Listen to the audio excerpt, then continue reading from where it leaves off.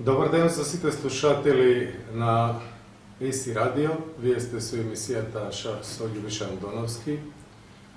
Ова емисија прва во четвртиот месец, откако се појавивме на бреновите на ЕСИ Радио, му е посветена на големиот шаховски мајстор, македонски шаховски мајстор, практично интернационалниот мајстор Ристо Ничевски. Ристо Ничевски прв пат го видов кога бев дете. Всушност татко ми ме однесе на надпреварување кое што се одржа во едно убаво здание на една голема широка пространа бина со демонстрациони табли и во апсолутна тишина, иако салата беше преполна со луѓе, игра луѓе шах. Но тоа не беа обични луѓе. Многу години покасно ќе разберам дека тоа здание всушност беше Македонскиот народен театар, стариот театар сега веќе, а дека тоа се случуваше 1969 година. Татко ми ќе ми каже дека меѓу присутните и светскиот шампион Тигран Петросјан, но дека во левиот дел од бината игра и еден македонски мајстор кој што ги брани боите на Југославија во тој меч, тогаш традиционални мечеви помеѓу двете најголеми шаховски сили, Советскиот сојуз и државата која што се викаше Југославија. Ристо Ничевски ми остави силен впечаток по својата концентрација. Иако бев дете, можев да забележам дека тој млад човек има силна концентрација и целосно е посветен на партијата што ја игра. Тога што играше со црни фигури, тоа добро го помнам и таа партија заврши реми. Тоа беше практично четворо меч, во кој што Ничевски не загуби ниту една партија, иако ниту една не доби, но сепак 2:2, 4 реми партии со велемајсторот Василков од Советскиот сојуз се сметаше за успех за нашиот млад интернационален мајстор. Ристо Ничевски роден 1945 година, релативно касно ќе се запознае со шахот. Практично инспирација му е легендарниот американски шахист Боби Фишер, кој што 1958 година игра на меѓузонскиот турнир во Порторош.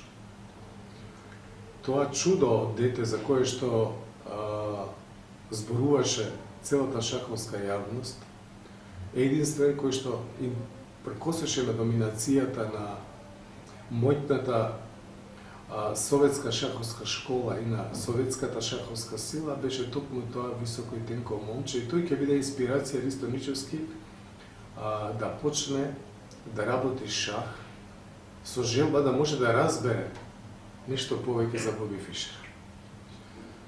Ристо Ничевски го помина тој макотрпен пат на самоук шахист, кој што 5 години ќе студира, ќе учи шах редовно, настојчиво, упорно, труделјубиво, и од кога ќе се појави на шаховската сцена ќе ниже само успеси. Така младински првак ќе стане 63-та година со неполни 18 години,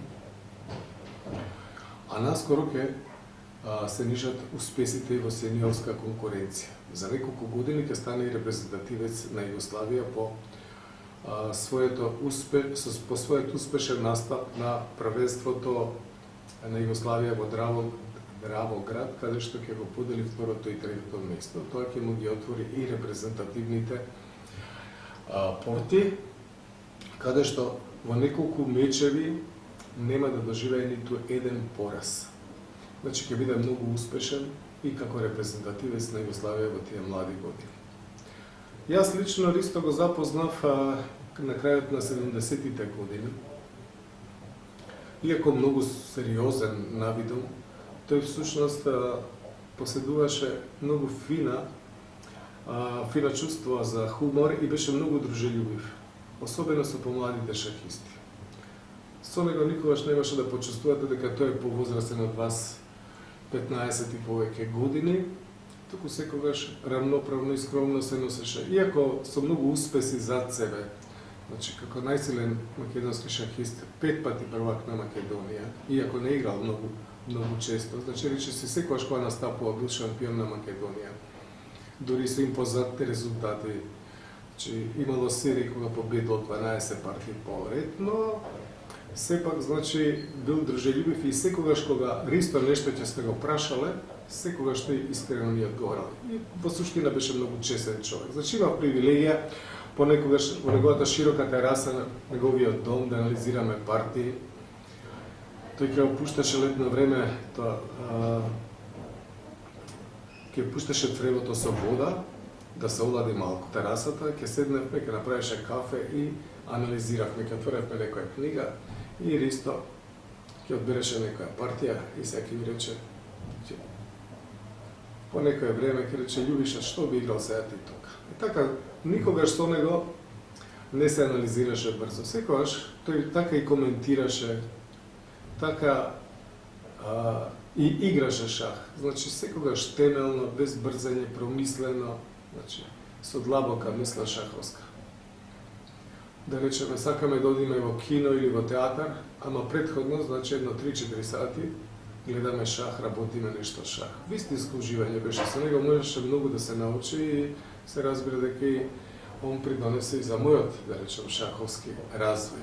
Исто така, за него можам да кажам дека незаборавни беа патувањата со него во, тој велеше, чувена втора класа. Значи, патувавме, игравме на турнири во Полска, во Чешка, во Италија, која што посебно сакаше како земја, во Франција. Незаборавни искуства, патувања, дружби. 1994 година, кога Република Македонија прв пат настапи на шаховската олимпијада, како Република Македонија, Ристо Ничевски забина да известува од Москва, таму имено се одржа олимпијадата, а ме замоли мене да се опитам, односно да се провери дали јас ќе можам да ја покривам, да ја коментирам олимпијадата од Скопје, за он да може да известува од Москва. Пробата испадна успешна, значи јас го превзедов коментирањето за тој настан за шаховската олимпијада, тоа уште повеќе го засврсти, се разбира, нашето пријателство, кое што траеше практично да неговите последни мигови. Тој не напушти прерано, 1996 година, значи практично работејќи својата работа во главниот град на Ерменија, во Ереван, каде што се одржуваше шаховската олимпијада, на која што и јас бев присутен. Точно се сеќавам како итно беше пренесен во болница, но не можеше да се спаси неговиот живот. Почет му дадовме таму, уште пред самата болница, целата репрезентација. Значи, отиде со само 51 година. Значи, штета за една таква личност, со таква ерудиција, човек кој што стана професор по книжевност, најмлад во Македонија таа време, со 22 години или со 23. Ристо Ничевски исто така остави неизбришлив трак и како шаховски коментатор. Значи, неговите коментари секогаш беа одлично подготвени, секогаш беа многу честни, исто така темелно се, значи вистинско уживање беше, јас ретко пропуштав коментар од него. Но сепак најмногу од се ми останува, значи, во сеќавање тоа дружење шаховско, тие заеднички анализи, тие патувања, размена на искуство. Навистина, сите овие гости, овие претходни емисии што ги имав, возрастните шахисти кажува разни настани. Мене ми е многу криво што тој не е со нас, имаше многу што да каже.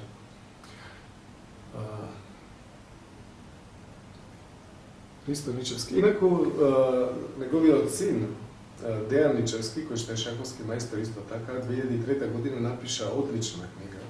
Топло е препорачувам секому, тоа е Ристо Ничевски одбрани шаховски партии.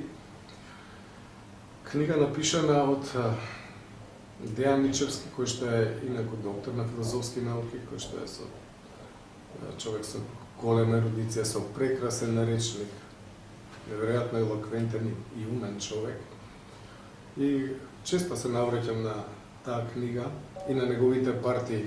И македонските шахисти, особено младите, исто така многу би добиле кога би ја студирале оваа книга, затоа што неговите партии, значи, се целовити.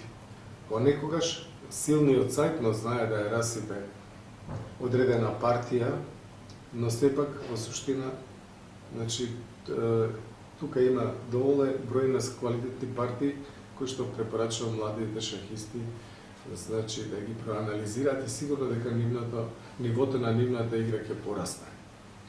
Во оваа пригода се мислев, има сигурно 5-6 партии кои што сакам истовремено да ги покажам. Значи тешко ми беше да направам избор, но ќе се навратам повторно на една вечер, една студена зимска вечер во старата Скопска чаршија кај покојниот Дуле Давчевски, кој што исто така беше многу добар шахист, мајстор Давчевски, во неговата кафана се собра друштво после по завршувањето на некоја рунда на Скопје Опен, и токму еден господин од Литва му вика, Ниче, вика, се сеќаваш ли како убаво, вика, ме победи тогаш на турнирот таму кај нас во Вилнус. Ниче, вика, тоа давно беше. Токму таа партија ќе биде тема на осврт или еден фрагмент од шаховското кредо, од шаховскиот стил на нашиот интернационален мајстор Ристо Ничевски, токму партијата против Бутнориус. Партијата е играна 1969 година во главниот град на Литва, Вилнус. Ристо Ничевски со црни фигури против D4 се брани со Бенони. Ристо Ничевски одлично играше Бенони со црни фигури, има одлични резултати во тоа инаку тешко отварање, со голема доза на ризик отварање, но он прекрасно, значи, ја чувствуваше позицијата, тоа ќе го покаже впрочем и самата партија. Значи, ќе се подпираме на коментарите на Дејан Ничевски од книгата посветена на својот татко. Значи, под C4, E6, конј C3, да кажеме од себе дека Ристо Ничевски не сакаше да игра дамен гамбит и такви отварања кои што се строго на држење рамнотежа со црни фигури, особено во затворените системи, туку тој преферираше да игра остри системи како Бенони и кралско-индиска одбрана. Затоа што тоа се отварања кои што му пружат на црните и пружат добра контраигра. Интересно, значи Фишер имаше сличен репертуар со црни фигури, иако на малку повисоко ниво се разбира. По конј C3, C5, тоа е во видниот потек во Бенони, D5, значи црниот му дава пространство на белиот во центарот, но тој има свој адути. D5, E зема на D5, C зема на D5, D6.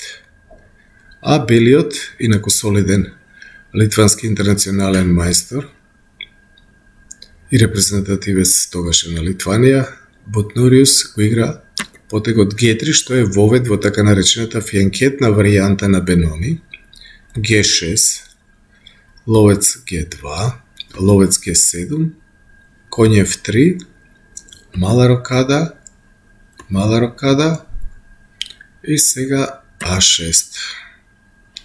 Што е силата на црната позиција? Зашто црниот му дава на својот противник предност во пространство? Тој ги бара своите шанси, првенствено во силниот црнополен ловец на G7, и гледате тука на дамското крило има 3 пешаци против 2, значи ќе се обиде да се рашери со потезот B5, затоа белиот не дозволува A4, топ E8, контрола на полето E4, а белиот за да одигра E4 или конј C4 треба да го Значи, престрои својот коњ од F3, кој што нема перспектива на F3, да дојде на полето C4, каде што би имал полуупориште. Таму коњот би стоел одлично, затоа коњ BD7 за на H3, прво топ B8, полезен потек во врска со B5, и сега на коњ C4 со напад на D6, црниот има две продолженија. Едното е коњ B6, на тој начин да се спротистави, а другото и поострото продолжение е коњ E5, полето E5 да се понуди замена на овој коњ. Сега, доколку коњот земе на E5, тогаш топ E5, црниот нема проблеми тука, затоа привремено се повлекува белиот, тој го игра потегот коњ A3, со надеж дека ќе го избрка тој коњ од централниот пост E5, па потоа повторно со својот коњ ќе се врати на C4. И сега, кога повторно гледам оваа партија играна 1969 година, не можам да не се одушевам на играта на Ничевски, затоа што и многу години подоцна црните практично ништо не смислиле подобро од начинот на кој што Ничевски ја третира оваа позиција. Значи, и ден денеска оваа партија е сосема современа, актуелна, сите идеи кои што ги има црниот, за кој што се смета и ден денеска како треба да се игра, Ничевски уште тогаш 69 година играл. Така. Значи, по коњ А3 игра коњ H5. Тоа е во врска со... Има неколку цели тој потек. Првото е коњ од H5 напаѓа на G3, затоа што белиот има идеја F4 да игра. Друго, го слободува својот F пешак, кој што сака да одиш. Што е можно понапред? Ќе видиме дека тој ќе го успее во оваа партија. Сега на F4 црниот не се враќа, туку е жртва фигурата, тој ќе игра коњ G3 и на F5 ловец E5. И таму има два пешаци за фигура и многу силен напад. Дамата на H4 доаѓа. Црниот има многу силен напад, затоа белиот мора да биде предпазлив. Тој игра прво крал H2 за да покрие на G3, а Ничевски Ристо игра F5. Ловец D2, развоен потек, ловец D7. Црниот е веќе подготвен за својот тематски удар B5, што е неговата идеја, а белиот мора да се спротистави на некој начин, затоа што по B5 ќе се заканува и понатаму тој B пешак доди напред, да направи така наречени ножици или вилушка, двоен напад на двата коња, затоа топ B1, B5, А зема на B5, А зема на B5 и сега B4, за да не може црниот да игра B4, се разбира. Дама E7. Ова беше уште една критична позиција. Ако можете како ова беше. Столу поредожите се. Сега дојдовме до 19-тиот потек и сега ова би рекол е уште една критична ситуација. Белиот треба да донесе тука важна одлука. Се наметнуваше потегот F4, кој што белиот долго време го подготвуваше, што би следело на F4. Се разбира дека е возможно црниот и да го остави тој коњ, позициона да го жртва, и не мора да го жртва, може да игра и коњ F7, па по ловец F3, евентуалното да одигра C4. Значи тука ќе има врзан слободен C пешак, многу силен, не се плаши од ловец H5, затоа што GH5 само ќе му помогне на црниот во неговиот напад, затоа што ќе следи порано или подоцна H4, со разбивање на кралското крило на противникот, каде што белиот има многу малку ресурси, да не го заборавиме оној коњ на А3, и по коњ C2 веќе може коњ F6 и една од можните варијанти е, например, топ А1, топ А8, се спротиставуваме на линијата, и по коњ E3 црниот игра коњ E4. Гледате, во оваа партија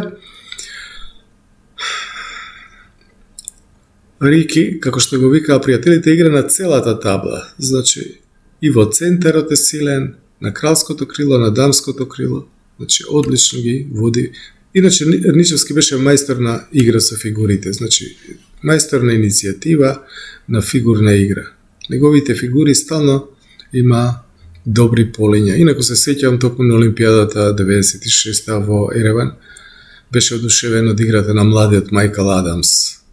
Ничевски сакаше и позиционисти, многу Карпов му беше омилен шахист, а самиот играше многу динамично. Значи, по измена на E4, ловец E4, F зема на E4, на дама C2, конј H6. Гледате, тој конј ќе оди на F5 и црниот има малку подобра позиција и многу полесна за играње. Но во партијата имаше место по дама E7, потегот топ E1. Топ E1, а Ничевски веднаш тргна со F4. Значи, жртво пешак, но го отвара противничкиот крал. Белиот не ја прифати жртвата на пешак, тој го одигра потегот коње 4. Но што ќе се случеше доколку земеше, например, на GF4, доколку ја прифатеше жртвата, би следел потегот дама на H4. Гледате како веднаш се слободи полето H4 за црната дама и покрај тоа што фигура дава, значи веднаш дамата оди на H4 по F5, дама F2, белиот е без одбрана. Че само тој ловец го брани, а следи неизбежно ловец E5 со победа, додека пак ако на F4 поминеше напред со пешакот, односно одиграше G4, тогаш ловецот ќе беше жртва на полето G4, по HG4 повторно дама H4 шах и на крал G1 конј G4, повторно со решавачки напад, а доколку ловецот земеше на F4, тогаш прва замена на F4, конј зема на F4, G4 и повторно тој убиствен потек, дама H4, за по F5, ловец E5 шах и на крал G1 ловец C3. Тука црниот напаѓа уште и бесплатно, значи без никаков материјален дефицит и има повторно решавачка предност. Значи по F4 белиот одигра коње 4 да крепи особено полето G3, чувствителното поле G3, а Ничевски веднаш сваќа дека коњот на E4 практично држи белата партија и тој треба да биде заменет. Значи тоа е едно стратегиски принцип. Силните фигури на противникот треба да бидат заменети доколку е тоа возможно. Така по ловец F5, белиот игра BC5, а што да прави друго, неговата игра на дамското крило, следи ловец зема на E4, и по ловец зема на E4, важен меѓупотек B4. Го напаѓаме коњот, топ зема на B4, топ B4, замена на B4, сега ловец B4, сега прво F зема на G3 шах, F зема на G3 шах и сега решавачкиот удар. Одлично тактичко видување. Конј G4 шах. Значи ги жртвува двата коња, практично еден коњ жртва затоа што ловецот ќе биде вратен, но дамата, топот и ловецот ќе сплетат матната мрежа околу белиот крал. Значи коњ G4 ефектен потек, шах, HG4, белиот мора да ја прифати жртвата, дама зема на E4 и по GH5 последниот потек од длабоката, прекрасна комбинација на нашиот маестро, тоа е потегот топ E5. Топот, гледате, со решавачки ефект влегува во игра по петиот ред. Заканата е се разбира топ H5 шах и на крал G1 топ H1 шах и на крал F2 топ H2 шах и на крал G1 дама G2. Значи се заканува со форсиран мат во 4 потези, белиот нема одбрана. Тука нема одбрана, на G4 се разбира дама G4 па топ H5 мат, значи мора да ја даде дамата за да избегне мат. Тоа белиот го прави со E3, следи топ H5 шах, дама зема на H5, G зема на H5, сега виси ловецот за белја на белиот, значи тој мора да загуби уште едно темпо за да го одбрани ловецот, топ B1, сега DC5, дури во овој миг, и по ловец C5, ловец E5, последната фигура, влегува во игра, сега има две закани, дама F3 и H4, многу опасна закана H4, гледате, кралот нема каде. Топ B4 ја напаѓа дамата, дамата зема на D5, зема пешак и го напаѓа ловецот, повторно добива темпо, го напаѓа ловецот на C5, белиот мора топ C4 и сега H4. Гледате, овој удвоениот пешак, практично тие два пешаци ќе сплетат матната мрежа за неколку потеси. По H4, белиот игра E4, нема што друго да ја затвори диагоналата. A8 H1, HG3 шах, крал H3, сега прво дама D7, да го врати кралот, назад, крал G2, сега дама D2 шах, крал F3, дама D1 шах, крал G2, дама E2. Гледате како се потесно му станува на белиот крал, по дама E2, крал H3 и сега G2. Заканата е дама F3 H5 или H5 и на крал H4 последниот потек во оваа прекрасна партија, во прекрасното творечко остварување на младиот 69 година, значи Ристо Ничевски имал 24 години, одлично творечко остварување на младиот маестро, нашиот еден од најголемите таленти воопшто во историјата на македонскиот шах, значи големиот Ристо Ничевски. Мене ми беше големо задоволство оваа емисија, почитувани. Значи, навистина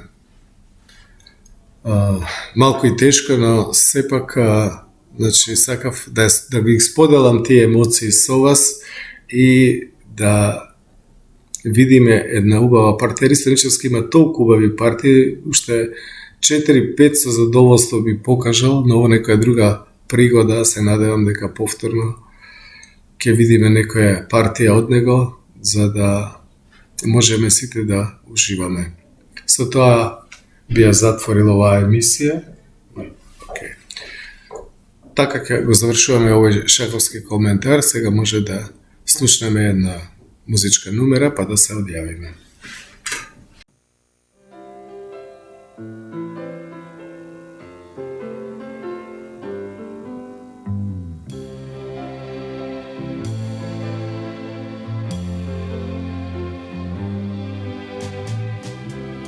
Последен ден е овој ден што си оди, последен ден, тажен звон ке замине тој, како води по дожд, како лошковен сон, злобен сон.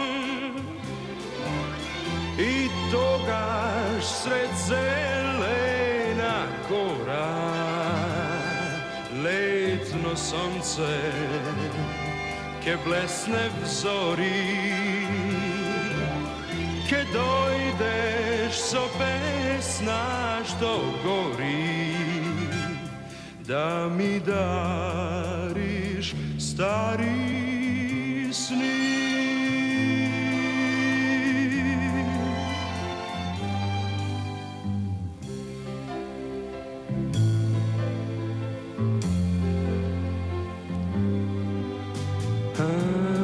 Последен ден е овој ден што не дели, последен ден, студен свет, ко белиот цвет, свенат негде крај брег, кога снег покри се, сокри се. И тогаш сред зелена гора летно сонце ке блесне в зори, ќе дојдеш со песна што гори, да ми дариш стари сни. И тогаш сред зелена гора летно сонце ке блесне в зори, ќе дојдеш со песна што гори, да ми дариш стари сни.